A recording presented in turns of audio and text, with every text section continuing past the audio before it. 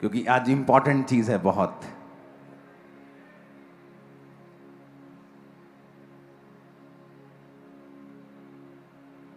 जैसे जैसे लोग साइंस को डिस्कवर करते जा रहे हैं, जैसे जैसे लोग मेडिकल फील्ड को डिस्कवर करते हैं, उतना वो अधिक समझ पा रहे हैं कि जो कुछ बाइबल के प्रिंसिपल्स हैं, जो बाइबल में चीजें लिखी हैं, वो एक वे ऑफ लाइफ है, वही रियलिटी है, वही सच्चाई है। बाइबल किसी धर्म को परिवर्तित करने के लिए नहीं, बल्कि मनुष्य क्या है, वो किस लिए बना, उसके जीवन में परमेश्वर क्या चाहता है और उसके जीवन में खुशी और आनंद और सुख कैसे आएगा, बाइबल में सारी चीजें लिखी हुई हैं। आपकी बॉडी में जो मैंने पिछले हफ्ते समझाया था, जो हीलिंग करता है प्रोटीन, उसका नाम क्या है? लेमिनिन। हाँ, जब डॉक्टर्स ने स्टडी किया तो क्या मालूम हो, उसकी पिक्चर वैसे दिखा देना कि लेमिनिन नाम का प्रोटीन है, अगर ये आपके शरीर में ना हो तो शरीर हील नहीं करता। जख्म होता है ना लोगों का, चंगा ही नहीं होता, जख्म भरता ही नहीं है। तो डॉक्टर्स ने फाइंड किया कि जो लेमिनिन है वो एक स्कैप फोल्डिंग का काम, शटरिंग का काम करता है। वो वे है, वो एक रास्ता बनाता है कि हीलिंग वाले जितने भी प्रोटीन हैं, जहां बीमारी है, जहां कोई चोट है, जहां कोई रोग है, वहां वो जाएं और उसको हील करें। अगर लेमिनिन ना हो तो हीलिंग नहीं होती, और लेमिनिन क्रॉस की तरह है पूरी तरह से। अब ये मैंने तो नहीं बनाया, ये मैंने तो नहीं कहा। अब ये 2000 साल पहले, जब 2700 साल पहले, 5000 साल पहले जब बाइबल में कोई पद लिखा जा रहा था, तो वहां तो तब कोई ब्लड टेस्ट नहीं होता था, माइक्रोस्कोप नहीं होता था कि तो माइक्रोस्कोप से देखा है जी, फिर यीशु मसीह ने क्रूस को चुन लिया कि ऐसे ही क्रूस में मैं जान दूंगा। वो तो 2000 साल पहले की बात है। लेकिन आज आपके ब्लड में जो हील कर रहा है वो क्रॉस है। आप मेरी बात समझ रहे हैं? जैसे जैसे हम मेडिकल फील्ड में आगे जाते हैं, बढ़ते हैं, और जब हम बॉडी की थोरो स्टडी करते हैं, कंप्लीट स्टडी करते हैं, हमें मालूम होता है कि बाइबल का एक एक पद, एक एक अध्याय जो है वो इतना कंप्लीट है, वो इतना पूरा है और इतना सामर्थी है कि आपका विश्वास बढ़ जाता है परमेश्वर के ऊपर। मेरी बात समझ रहे कि नहीं? लोगों को यह मालूम नहीं कि चर्च में आखिर क्या होता है, कि लाखों लोग चर्च चले जाते हैं जी, पंजाब में धर्म परिवर्तन हो रहा है, इंडिया में धर्म परिवर्तन हो रहा है। एक पॉलिटिशियन मुझसे मिले थोड़े दिन पहले और मैंने उन्हें बताया कि क्या होता है चर्च में। एक व्यक्ति चर्च में आया, उसका डाइवोर्स होना था, तो वो चर्च में आया कि परमेश्वर, मेरी वाइफ के साथ मेरा डाइवोर्स जल्दी हो जाए, मैं प्रार्थना करता हूं। तो किसी ने कहा तू चर्च जाता रहे, जल्दी छुटकारा हो जाएगा। उसने कहा ठीक है। वो आया चर्च, प्रेयर करने लगा, परमेश्वर मैंने छुटकारा दे, मेरी जनानी तो छुटकारा दे, प्रार्थना करने लगा और आने लगा चर्च। और जब चर्च में आया तो मैंने वचन दिया एक दिन की, परमेश्वर डाइवोर्स से नफरत करता है। जब उसे वचन मालूम हुआ कि परमेश्वर तो डाइवोर्स से नफरत करता है और मैं प्रभु से कह रहा हूं कि प्रभु मुझे डाइवोर्स जल्दी चाहिए, तो ये तो गलत प्रार्थना नहीं हो गई। इसका मतलब मुझे अलग प्रार्थना करनी चाहिए कि प्रभु तेरी मर्जी पूरी हो, तेरी मर्जी पूरी हो। वो प्रार्थना करने लगा और सारे लोग उससे नाराज रहते थे। और जब प्रेयर करने लगा, परमेश्वर ने उसके रास्तों को खोला, सरपंच पंच उससे मिले, बातें होने लगी, रास्ता बनने लगा और उसकी वाइफ के साथ उसका पैचअप हो गया। दोबारा बेबी फिर हुआ, पहले एक था तो फिर 2 हो गए, अब पता नहीं 3 है कि 2 है कि 4 है, मेरे को पता नहीं। लेकिन वो चर्च में आता, मुझे इतना बताए। आप मेरी बात समझ रहे कि नहीं? तो जब वर्ड ऑफ गॉड उसके अंदर गया तो परमेश्वर ने उसकी जो प्रॉब्लम थी उसे खत्म कर दिया। जब वचन अंदर गया तो मुश्किल खत्म हो गई। हाँ या ना? तो हमें ये मेक श्योर करना है कि आज जो वचन मैं सुनने जा रहा हूं, मैं इसको फॉलो करूं ताकि मेरी जिंदगी में वो सारे जितने कर्स हैं वो फिनिश हो जाएं। हालेलुया। क्योंकि जो वचन है वही एक्चुअल में डिलीवर करता है। जब परमेश्वर के लोग दुखी थे शैतान से और राजा फिरौन राजा उन पे अत्याचार कर रहा था, उनको एक्स्ट्रा लेबर के काम दे रहा था, उनको दुखी कर रहा था। तो वचन कहता है उन्होंने परमेश्वर की दुहाई दी। जब उन्होंने परमेश्वर को कहा प्रभु हमें छुड़ा, तो परमेश्वर ने अपने दास मूसा को भेजा और मूसा ने परमेश्वर के वचन उन्हें सुनाए और कहा कि अगर तुम इन वचनों के ऊपर चलोगे तो परमेश्वर तुम्हें छुटकारा देगा। यानी जब भी आप प्रेयर करते हैं कि परमेश्वर मुझे छुड़ा, मेरी बात कर, मुझे आजाद कर, तो परमेश्वर हमेशा अपने दासों से बात करता है कि वो वचन आपको दें, और वो वचन अगर आपने फॉलो किया, लाइफ कभी भी सेम नहीं होगी। बाइबल में हर एक चीज का एक सिस्टम ठहराया गया है। परमेश्वर ने हर एक सिस्टम को बनाया। उसने सूर्य को उतनी ही दूर बनाया जितना चाहिए था, नजदीक नहीं, ज्यादा दूर नहीं। चंद्रमा को बनाया, उसके अलग रीजन थे। उसने मनुष्य को बनाया, उसने समाज के लिए इंस्ट्रक्शंस दी कि समाज में कैसे रहना है। फाइनेंस के लिए इंस्ट्रक्शन दी कि फाइनेंस के साथ तुमने कैसे अपने जीवन को बिताना है, बच्चों के साथ कैसे रहना है, वाइफ के साथ कैसे रहना है, हस्बैंड के साथ कैसे रहना है, अपने भाई के साथ, माता पिता के साथ, समाज के साथ कैसे रहना है, चर्च में कैसे रहना है। हर एक चीज का जो जिक्र है वो बाइबल में ऑलरेडी दिया गया है। और अगर आप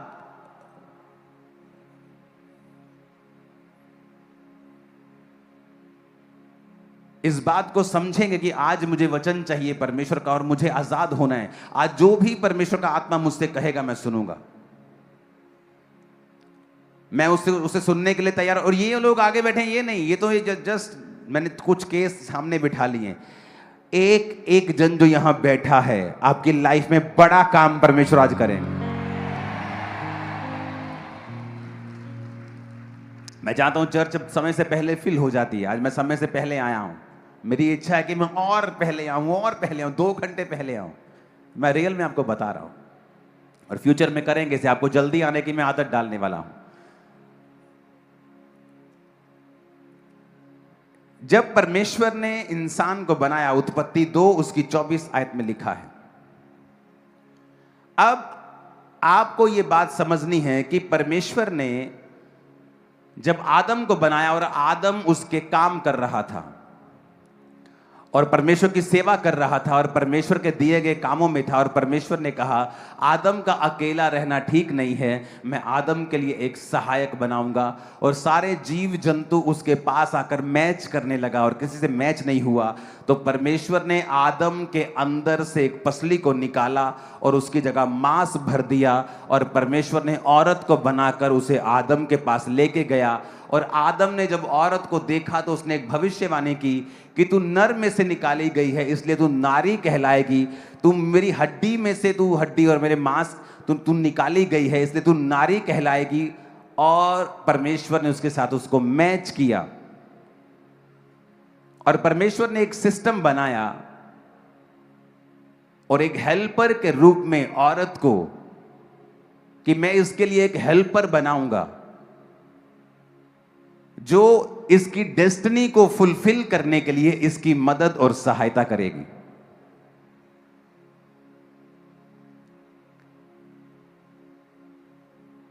जो इसकी जो बुलाहट है उसको पूरा करने में इसकी मदद और सहायता करेगी। अगर आप दुनिया भर में निगाह मारें,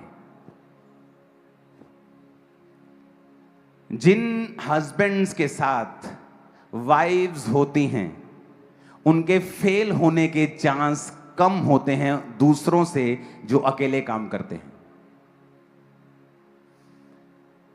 एक चीज मैं आपको बताता हूं,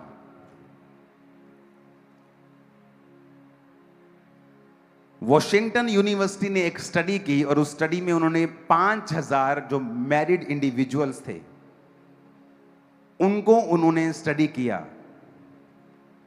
अब ध्यान से मेरी बात को सुनना, इस वचन को अब मैं वचन से मिलाकर उनसे बात करूंगा। पहला पत्रस 3 उसकी 7 आयत में लिखा है, कहता पतियों तुम भी बुद्धिमानी से पत्नियों के साथ जीवन निर्वाह करो।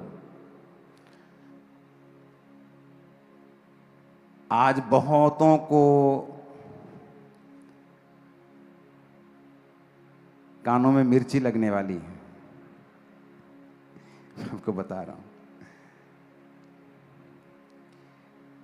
Likewise, ye husbands, dwell with them according to knowledge.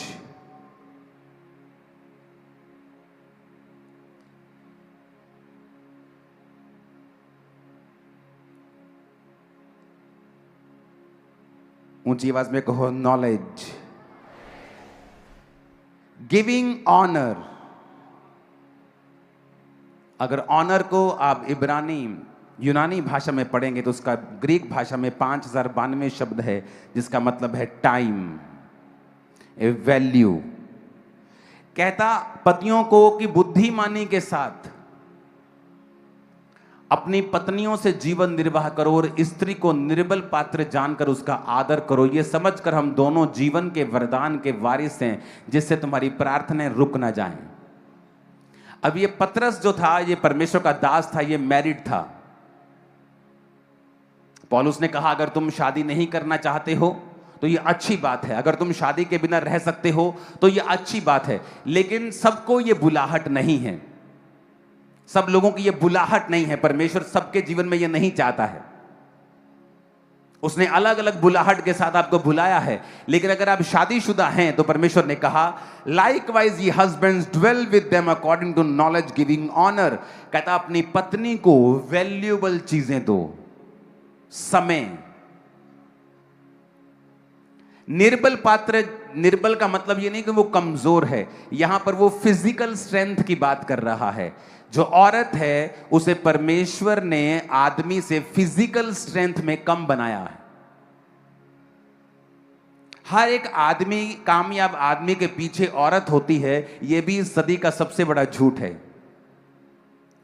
ना तो औरत आपके पांव की जूती है क्योंकि वो आपके पैर की हड्डी से नहीं निकली, ना ही वो आपके सर का ताज है क्योंकि ना वो आपके सिर की हड्डी से नहीं निकली. औरत आपके साइड बाय साइड, कंधे से कंधा मिला के आपके साथ खड़ी होने के लिए परमेश्वर ने उसे अनॉइंट किया है, और ये उसकी रियल कॉलिंग है आपकी लाइफ. उसको परमेश्वर ने पसली से निकाला, साइड से निकाला है, ताकि वो आपके साइड में खड़ी हो. वॉशिंगटन यूनिवर्सिटी ने एक स्टडी की, और उन्होंने क्या स्टडी की? They found that the people with reliable and discipline partners, ऐसे पार्टनर्स जो डिसिप्लिन्ड हैं,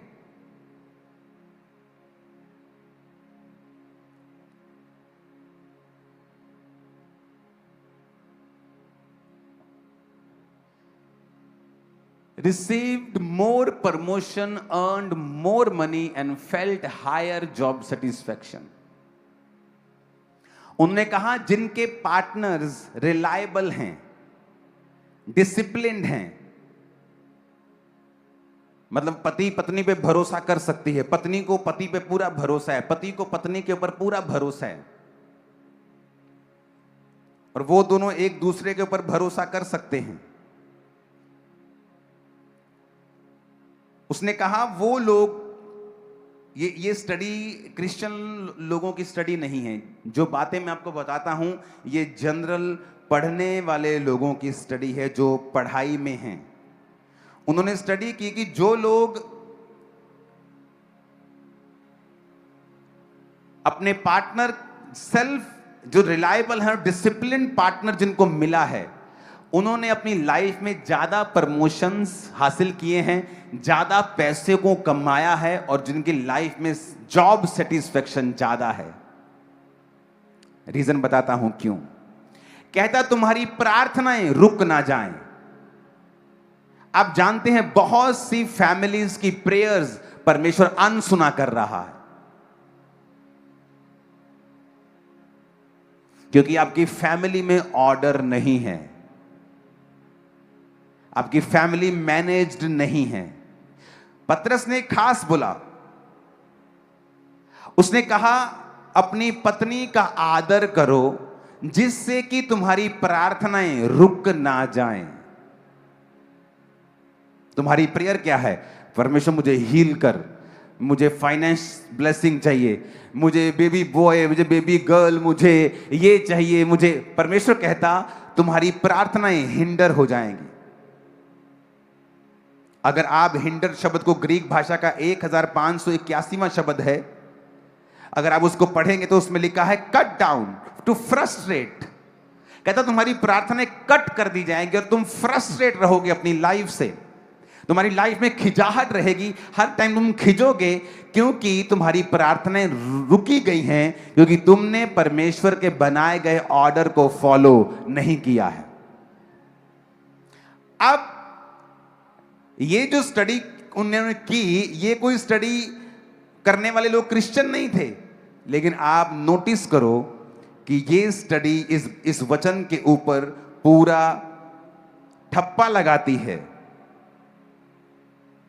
कि जो कुछ बोला गया है वचन में, कि जो लोग आपस में ज्यादा बनकर, जिनकी बनती है, जो ज्यादा समझ के साथ एक दूसरे के संग रहते हैं, वो अपनी लाइफ में ज्यादा कामयाब हैं, फाइनेंशियली भी, फिजिकली भी, सामाजिक रीति से भी, और हर तरह से कैरियर वाइज भी।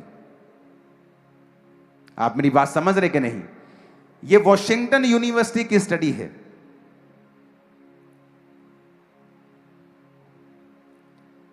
उसके अगली लाइन को हम पढ़ेंगे।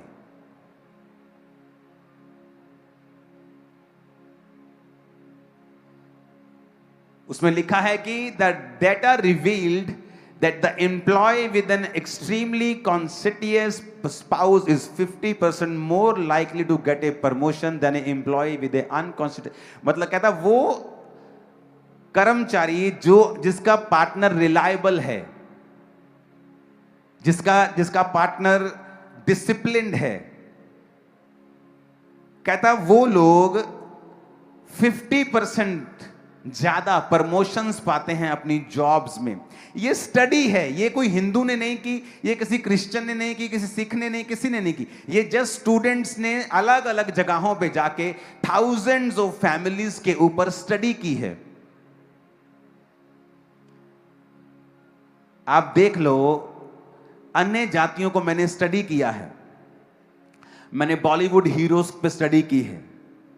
जिन बॉलीवुड के हीरोज ने अपने पिता का आदर किया है और उनके बच्चों ने भी उनका आदर किया है, वो ज्यादा कामयाब हैं।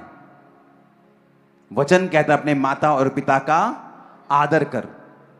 आप देख लो उनको, आप स्टडी करो। जो व्यक्ति अपने पिता का आदर, अपनी माता का आदर करता है, लाइकवाइज उसके बच्चे भी सेम निकलते हैं और वो भी अपने माता और पिता का आदर करते हैं। और आप स्टडी कर लेना, बाइबल में जो लिखा है वो पूरा होगा, मैं आपको बता रहा हूं। आप उन लोगों की स्टडी करो, वो ज्यादा कामयाब होंगे। और मैं आपको बता सकता हूं ऐसे बहुत से लोग जिन्होंने पिक्चर्स की हैं और लोगों ने उनकी पिक्चर्स को सराहा है, पर वो कभी कामयाब नहीं हुए। उनके घर में जाके देखो, वो अपने पिता का आदर नहीं करता आदमी। मैं नाम नहीं लेना चाहता।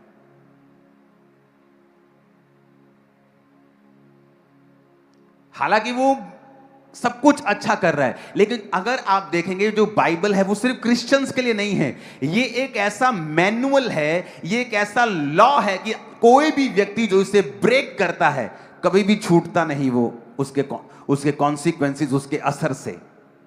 कितने मेरी बात को समझ रहे हैं? अब ये जो स्टडी की है, ये कोई वॉशिंगटन यूनिवर्सिटी ने की है, कोई बड़ी यूनिवर्सिटी ने स्टडी की है।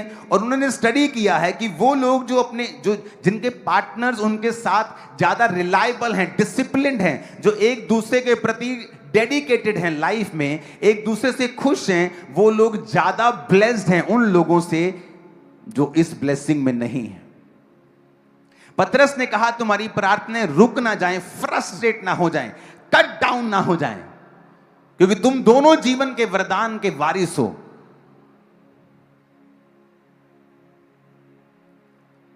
ऊंची आवाज में कहो हालेलुया। अब यह बात आपको समझनी पड़ेगी। उत्पत्ति 2 उसकी 24 में लिखा, उसने कहा इस कारण पुरुष अपने माता पिता को छोड़कर अपनी पत्नी से मिला रहेगा और वो एक तन बने रहेंगे। अपने पड़ोसी को बोलो, पुरुष अपने माता और पिता को छोड़कर अपनी पत्नी से मिला रहेगा और वो दोनों एक होंगे। अब यहां पर वो बच्चे भी हैं वो जिनकी अभी अभी शादी हुई है, वहां वो भी हैं जिनकी शादियां हो गई हैं और वो बड़े हो गए हैं। यहां वो भी हैं जिनके बेटों की शादियां हुई हैं, यहां वो भी हैं जिनकी बेटियों की शादियां हुई हैं। अब रूल सबके लिए एक है। परमेश्वर की मर्जी क्या है, उसने एक सिस्टम बनाया। अब जब मूसा परमेश्वर ने खड़ा किया, तो मूसा ने जब एक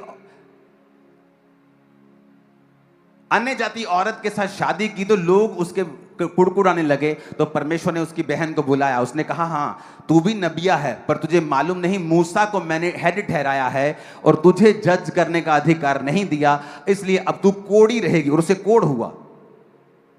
परमेश्वर ने कहा बात ये नहीं है, बात ये है कि तू मेरी मैनेजमेंट के खिलाफ, बात मूसा की नहीं है, बात चुनाव की है। बात ये नहीं है कि परमेश्वर ने क्या किया, परमेश्वर ने क्या किया है, बात ये वो क्या चाहता है, बात ये है। बात ये नहीं है कि उसने कहा औरत आदमी के अधीन रहेगी, कि मैं क्यों अधीन रहूं, बात ये नहीं। अब वो ये भी कर सकता था कि आदमी औरत के अधीन रहेगा, ये तो उसकी बात है ना, ये तो उसने किया है ना। तो किसी ना तो किसी को एक दूसरे के अधीन रहना था, क्योंकि घर में लीडर एक ही होता है, इंजन का डब्बा एक ही होता है। कभी इंजन के दो डब्बे देखे कभी इंजन के दो डब्बे, कि दो इंजन के साथ चल रहा है और पीछे डब्बे चल रहे हैं, दो इंजन चल रहे हैं, ऐसा देखा है कभी? इंजन एक ही होगा।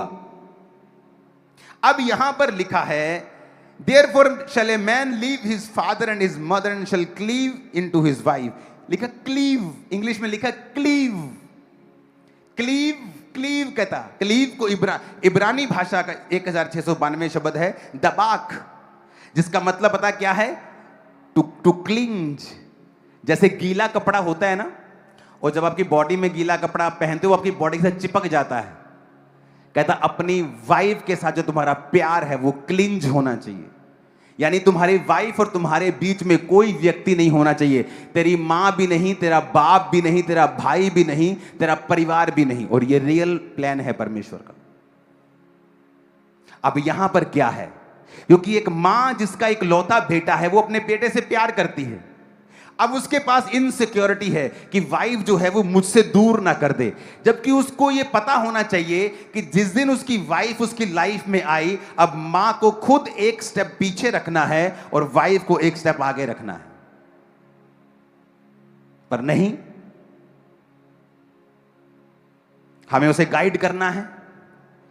जब वचन कहता है कि cleanse to your wife,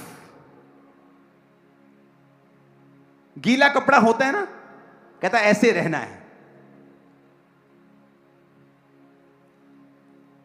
but मां क्या समझा रही है, बाप क्या समझा रहा है, भाई क्या समझा रहा है? और जब तक आप दोनों का बॉन्ड, आप दोनों की लाइफ सबसे ज्यादा क्लोज नहीं होगी आपके माता और पिता दोनों से, तब तक आप रियल प्लान में प्रवेश नहीं करेंगे। बाइबल आपकी लाइफ में पूरी नहीं हो रही, आपकी प्रेयर्स फ्रस्ट्रेट रहेगी। होता ना, यार मैं प्रेयर कर रहा हूं, यार मैं फास्टिंग कर रहा हूं, यार मेरी लाइफ में काम क्यों नहीं हो रहा, मैं फ्रस्ट्रेट हो रहा हूं, ये मैं कर रहा हूं, मैं चाहता हूं, मैं सब कुछ सही कर रहा हूं, पर कुछ हो नहीं रहा है।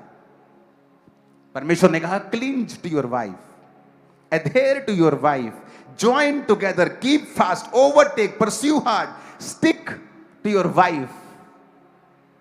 अब मां को यह चाहिए कि वो एक कदम पीछे हटे और अपनी बेटे को खुद अपनी पत्नी के क्लोज होने के लिए, और पत्नी की मां को चाहिए कि सारा दिन फोन पर चुगलियां करके उसको पति के खिलाफ करने की बजाय वो हेल्प करे कि वो पति के करीब जाए। क्यों? क्योंकि जब वो दोनों एक होंगे तभी ब्लेसिंग उतरेगी, नहीं तो नहीं उतरेगी।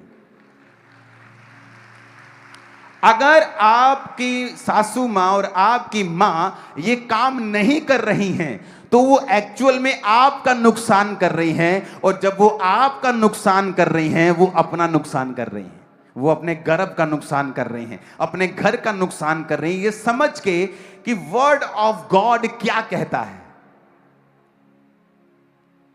फिर से पढ़ेंगे इंग्लिश में भी। Therefore shall a man leave his father and his mother, मनुष्य अपने माता पिता को छोड़कर अपनी पत्नी से मिला रहेगा, and shall cleave unto his wife। Cleave का मतलब फिर से दिखाएंगे, दबाक। दैट इज क्लिंज, गीले कपड़े की तरह चिपका हुआ, स्टिक टुगेदर। तुम और तुम्हारी वाइफ एक हो, कोई तुम्हें सेपरेट ना करे। बाइबल क्या कहती है? कहता परमेश्वर ने कहा, जब हम मत्ती 19 उसकी 4 से 6 आयत को पढ़ते हैं, तो परमेश्वर ने कहा, उसने उत्तर दिया, क्या तुमने नहीं पढ़ा जिसने उन्हें बनाया आरंभ से नारी और नर बनाकर कहा, इस कारण मनुष्य माता पिता से अलग होकर पत्नी के साथ रहेगा, वो दोनों एक तन होंगे। अतः वो दो नहीं एक तन है, जिसे परमेश्वर ने जोड़ा है उसे मनुष्य अलग ना करे। अब हुआ क्या? बेटी ने फोन किया, और मेरी बन नहीं रही उसके साथ। अब मां कह रही तू हो जा बखरी। अब बेटा गया मां के पास, अरे बेबी नहीं हो रहा, तू हो जा बखरा। अब उसे वचन नहीं पता। क्यों समाज में आज, क्यों फैमिलीज में इतना कयोस मचा हुआ है, इतनी खिचड़ी रायता फैला हुआ है, इतनी मुसीबतें हैं, समस्याएं हैं? क्योंकि आज ना तो वचन की समझ है, ना हम ये समझ पा रहे कि बाइबल इस विषय में क्या कहती है। बाइबल में लिखा है, यीशु मसीह ने कहा, जिसे मैंने जोड़ा है उसे मनुष्य अलग ना करे। जब आपकी मां आपकी पत्नी से आपको अलग करना चाहती है, उस पर भी परमेश्वर का कर्स आता है। जब आपकी सासू मां आपकी पत्नी को आपसे अलग करना चाहती है, उस पर भी परमेश्वर का श्राप आता है। आपको नहीं पता, क्योंकि यीशु ने कहा, जिससे मैंने जोड़ा है उसे तुम अलग, मनुष्य अलग ना करे। अगर आपके पति ने आपको मारा है, कुछ देर के लिए अलग हो जाएं, ताकि वो आपको नुकसान ना पहुंचा सके। पर इसके कारण आप उससे डाइवोर्स नहीं ले सकते हैं। डाइवोर्स लेने का एक ही रीजन है बाइबल में, अगर आपका पार्टनर किसी दूसरे के साथ चला जाए, गलत काम करे, व्यभिचारी बन जाए, तो ही आप अपने पार्टनर को त्याग सकते हैं। और अगर आपकी माता को या पिता को या भाई को नहीं पता है, और वो छोटी छोटी बात पर आपकी पत्नी के खिलाफ आपके दिमाग में चीजें भर रहे हैं, आपके पति के खिलाफ आपके दिमाग में चीजें भर रहे हैं, वो भी वचन को तोड़ रहे हैं और उन पर भी कर्स आ रहा है, और आप भी समझ नहीं पा रहे हैं कि मुझे क्या करना है, मैं अपनी जिंदगी में कामयाब कैसे हूं। आप मेरी बात समझ पा रहे हैं कि नहीं? उसने कहा, he shall cleave unto his wife.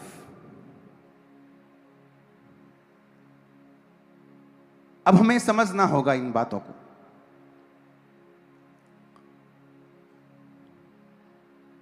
इफिसियों की पुस्तक 5 उसके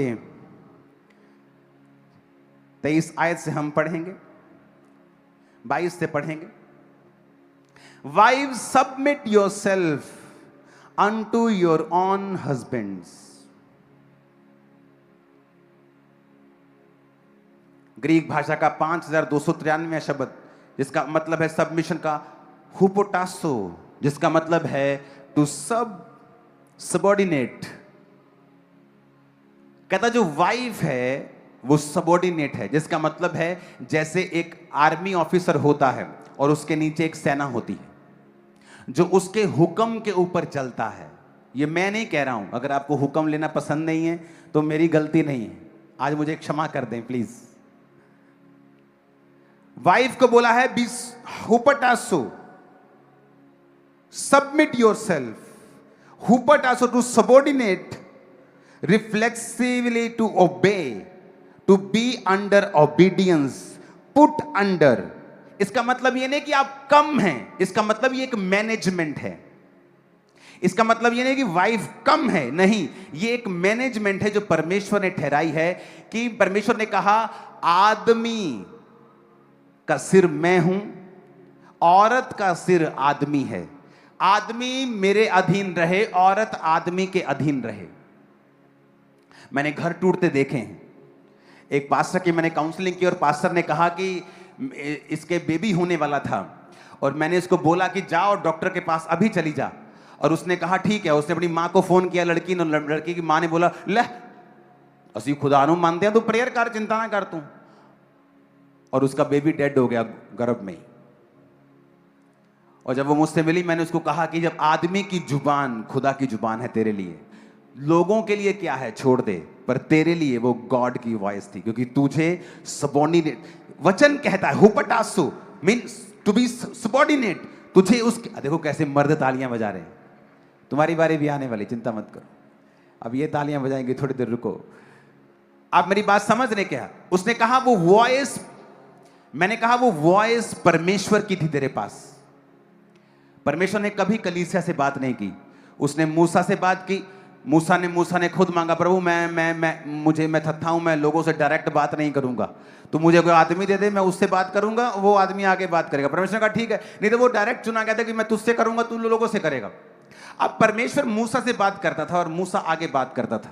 परमेश्वर ने कभी भी लोगों से बात नहीं की। इसका मतलब ये नहीं कि वो लोगों से प्यार नहीं करता, या लोगों की कदर नहीं थी, या लोगों को वो छोटा समझता था या कम समझता। कम छोटे मोटे की बात नहीं है, इट्स अ मैनेजमेंट। ये एक मैनेजमेंट है। बैंक का एक मैनेजर है, बैंक के आगे एम्प्लॉइज हैं, हर एक की अलग अलग ड्यूटी है। जब मैसेज आता है सीधा टॉप से तो मैनेजर को आता है, एम्प्लॉइज को नहीं आता। आप मेरी बात समझ रहे कि नहीं? तो ये परमेश्वर की मैनेजमेंट है कि उसने किसको, मर्द को, औरत को, बच्चों को, वाइफ को, हस्बैंड को, माता पिता को, भाइयों को कहां ठहरा। ये उसकी मैनेजमेंट है। हमें ये पढ़ना और सीखना है उसकी मैनेजमेंट में मैं कहां फिट होता हूं, वही मेरी ब्लेसिंग है।